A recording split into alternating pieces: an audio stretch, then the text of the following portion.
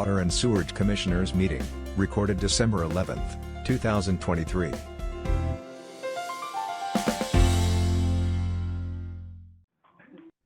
Okay, there we go. Sorry.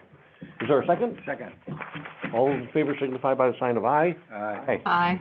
Both same sign. Motion carried. Next is the claims for the water department. Questions? I just had a question on 58401. Are these like, baseline tests or? The annual audiograms are, yeah, they're essentially that. They kind of keep a trend of where everybody's at, and I think a lot of it has to do with holding a position on hearing loss as it relates to post-employment stuff, but also just to say, hey, wear your hearing protection, right? Yeah. Yeah, very, very important. Yeah. Then, 58418 on the civic pay or to Springbrook, is that like an annual fee, or is that, I see it's across the board on all the other. That has to do with people being able to make online payments, and that is a monthly portion of that. So they're, okay, that's, Yep. okay, that's that element. Yep. Not that we're producing checks or ACHs or whatever it's called. Right.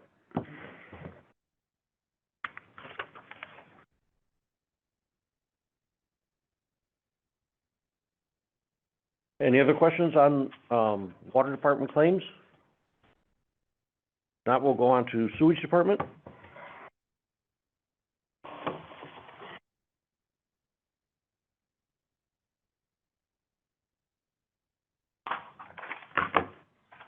Questions?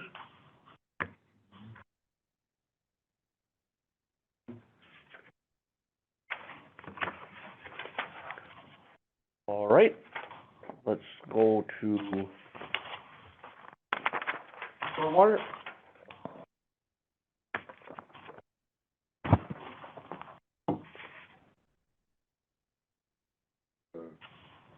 A follow-up question, we were talking about perhaps having some CDs. Look, if we're not writing, or that was the communications utility, right? Oh, well, yeah. I mean, generally speaking, I think we look at that across all the enterprises, right, when there's cash on hand type stuff. With storm, it's kind of interesting.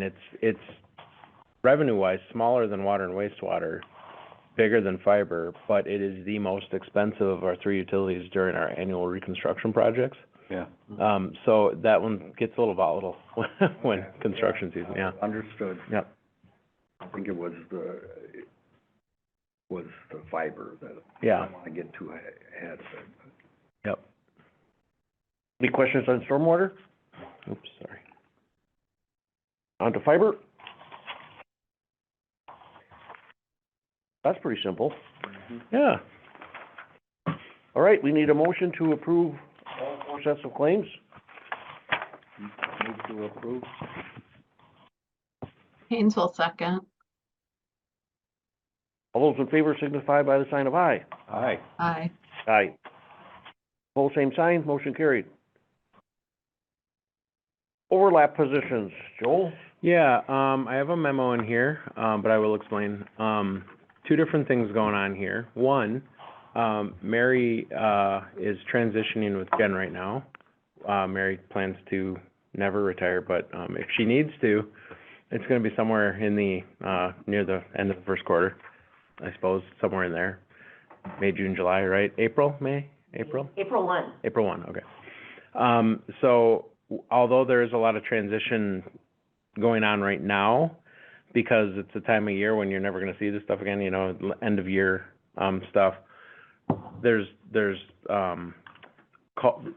reason to overlap those positions in an official capacity as well. Right now, they're working in their respective positions, but no pay difference.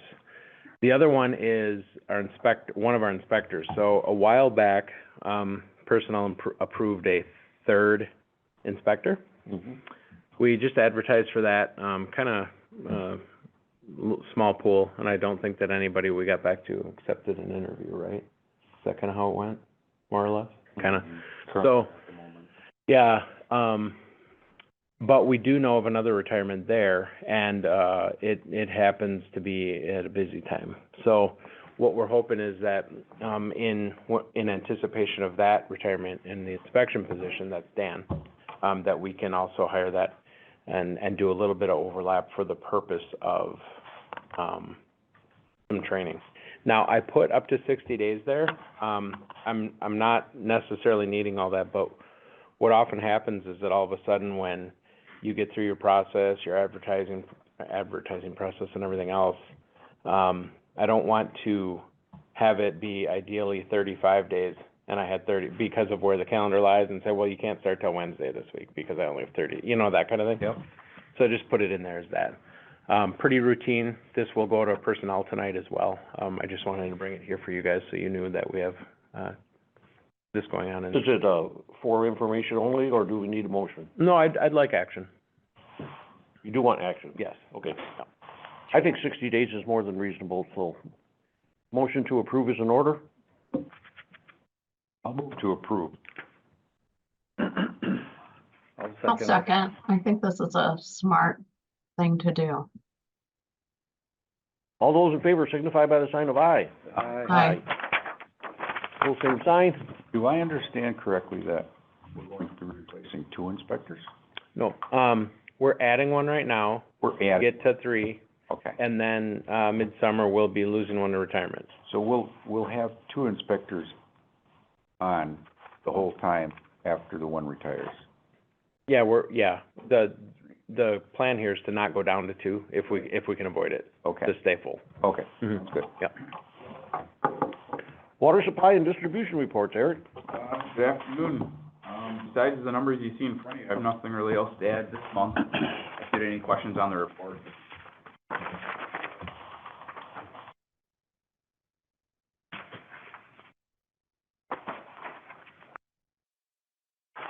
Is it just me, or is this smaller than normal?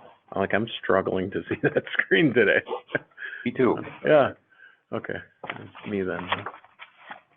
No questions? On to the sewage treatment. Chris? All right, good afternoon. Consumer reports that I've submitted, everything is going well at the wastewater plant. Well, for the most part, we met all our permit limits for, November.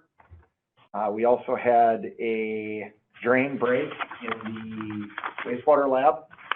So we've got a couple contractors across the street right now removing cabinets, and K-Tech cleaners will be in Thursday to start mold remediation, to remove some drywall and get that space livable and workable again, so we can have our wastewater lab back in our wastewater lab and not in our break room. So we've kind of triage center for our wastewater lab for the next couple weeks until we get all set back up. Other than that, everything's going as planned. So it didn't compromise our ability to do the job? Nope, just had to maneuver some things around and figure out a better way. Mhm. Just want it resolved quickly. Yeah. Any other questions of Chris? All right. Shane, construction and maintenance. Sure, good afternoon. I'm gonna give you another verbal report again this month. Really just typical maintenance procedures, for the fall and start of winter. Last month, we got past the fall paving push. There's gonna be obviously no more asphalt or paving done until spring now. We're still getting the vac trucks out as we can pending weather, to do the cut jet flush maintenance. And starting to check for some of the problematic fire hydrants that freeze early on, and, rebuilding some of them that don't operate quite right. Do we have hydrants that are more sensitive to freezing on a routine basis? There are some, they're typically ones that if they get used throughout the year, that don't drain Oh, because of high water tables. Those, they keep the water in the barrel and Mhm. basically just need to pump them out so they don't freeze, and good to go for the winter. Other questions? Thank you, Shane. Okay, so there's an agreement that we're looking at with Strand and Associations. Yeah, so, I guess to boil it all down, a lot of times when we get to our annual effort for design on reconstruct projects, we end up getting into larger scope of engineering than you really intend to, because the stormwater system has areas of influence outside of the limits of a construction project that need to be studied. So you can say, we want to reconstruct these 4 streets. They're like, great, there's 180 acres of upstream influence of stormwater you need to look at too. It's like, awesome, okay. You know, and that slows down our process. So there's a grant available, it's a BRIC grant, that we're working with Strand and Associates on to do the application for. And if the application's successful, we'll get 75% funding on a very large study that will kind of do that work to a large extent ahead of our other work. So if we get to working on, you know, something just east of a project we did last year on the north side, we'll already know that, hey, we need to upsize our stormwater system from a 24 to a 36, or from a 12 to a 24, or anything like that, as well as doing some estimating and kind of option 1, option 2, option 3 type stuff on our system as a whole, to get to a point where we have better performing numbers, which is part of our permit, is to get to better performing numbers in the way of TSS removal and peak flow reduction. I So guess, really. define better performing numbers for me. So part of our permit for stormwater is that we have an idea through a past study of about the same size, because we're talking quite a bit of money in engineering. They tell you for each catchment in the city, how well it's performing with the removal of constituents you don't want there. So whether that's pollutants, it's measured by TSS, total suspended solids, mostly. So they'll say that in this area of town, and they delineate it by where the water falls on the ground, which part of the infrastructure it goes to. In this part of town, you're getting 40% removal. In this part of town, you're getting 80% removal. In this part of town, you're getting 30. In the part with 30, we need to do better, and we need to get up at least over 40. This will also give us some insight as to, broadly speaking, maybe it might get into some of how we handle the east side stuff, right? So it's a lot of modeling on when the water falls, where it falls, how does it get to where it needs to go eventually, and what part of the infrastructure needs to be upsized when you get there. Because like I said, you can't really unthink a lot of that. If you're working in this very confined area, you need to know what's coming someday to make best use of your money at the time of construction. So Is the bottom line, if I'm understanding it correctly, that it makes us more efficient? yeah, it'll make design go quicker, because we've had some forethought into the stormwater system. It'll give us a real good look at kind of big projects outside of the annual reconstructs to do to make our system perform better and to get our numbers better, even though we're compliant. Don't get me wrong, we're not non-compliant in the way of treatment. So yeah, there's a lot of H&H type study stuff that goes on that we don't currently have, I guess is the point. Yeah.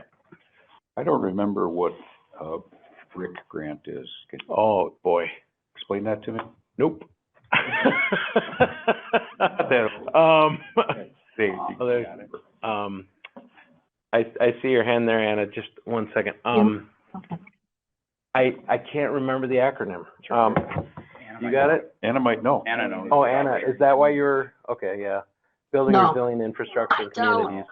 Yeah, So this is one of the big, I mean, the government's putting a lot of money into infrastructure. This is one of their avenues to do that. Okay. Yep. Thank you. so my question is, you say the study of a large part? So if it's not 100% of the system, like what We What start part to are get a we little bit leaving out? segmented. So the part that's all connected, more or less, will get studied, but there's some things like, you can look northeast of the city and there is, something like 1,800 acres that's northeast and not in the city that impacts part of our collection system out past the ice hawks. That's not a detailed study that'll go on. We have a lot of rural cross-section roads in town that are east of about Minnesota, for sure, Wilshire Avenue. Hmm. And so that stuff it's got a different kind of impact. So it's a lot of our, pipe infrastructure that is in the core of the city. So we would be paying Strand to apply for this $13,000. Mhm. We'd be paying them $13,000 to make the application, and if we're successful, Yes, the total effort over a few years' time is probably over 200,000. And of we, which 75% would be a through grant. the brick grant, yep. Okay, It's a really good opportunity because I feel we need to do it either way. So why not apply for the funding? yeah. Mhm. So we'd be paying Strand about 10% of what we would potentially be getting from the grant, Mhm. 75%. Okay. To clarify, you said the area on the east side along Highway 10 might be included in this? Well, so here's the deal. It kind of opens the door to other planning level efforts. And I kind of feel that one's specific enough on its own that it needs its own attention. But laying the groundwork for the whole system to say, generally speaking, now we know, like, here's how the sausage is made type thing, right? Like, we know what's going on from a system-wide perspective, which if and when we get the grant, I think that we can be specific about, here's what's next. Okay, this is on the perimeter of our system. It's actually on the far east side of the system when you look at it, and we want to study this in particular. So I don't think it's going to be the thing that has the answer, but I think it is the thing that makes that answer easier to get to, I guess. Step one of a couple steps. Because we're also looking into, they're well aware that from an infrastructure perspective, we're looking for money to put part of that in a pipe so that we don't have the maintenance issue we do. So there's a couple different angles of that one. So we're not just looking at the stormwater collection system. We're also looking at areas outside the collection system that would influence the amount of stormwater, correct? Yeah, kind of, yeah. So definitely from a modeling perspective, it's going to be, I'd say, mostly stormwater collection system stuff. But there's areas outside of that influence that. So the capacity of your pipe, when you take in the drainage ditch from the east side of town, is impacted, right? To some extent, that gets included. But we're not going to be doing a large study of that, which all comes into there, like, okay, nutrient load and everything, Gotcha. Yeah. So Joel, are they also taking into account extreme storm events and how big and overtime and all of that fun stuff? That's actually one of the things that, probably one of the more tangible deliverables in this is being able to see the flooding that is created during 2, 5, 10, 100, 500-year event, that kind of thing, because they can change those variables very quickly.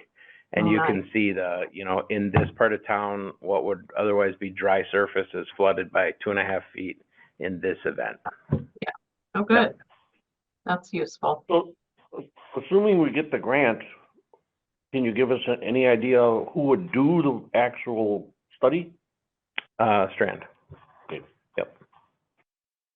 All right, sounds like we need a motion to approve a $13,000 expenditure for Strand to do the grant application for the brick grant. I'll make a motion. First from Anna, I'll second it. second from Carl. All those in favor signify by the sign of aye. All right. Aye. Aye. Aye. Pose same sign, motion carried. Joel, do you have a director's report? Nothing to add. Motion to adjourn is in order. Move to adjourn. All those in favor signify by the sign of aye. Aye. Aye. Aye. Pose same sign. A video of this meeting is available for viewing on the city's website, stevenspoint.com/videos.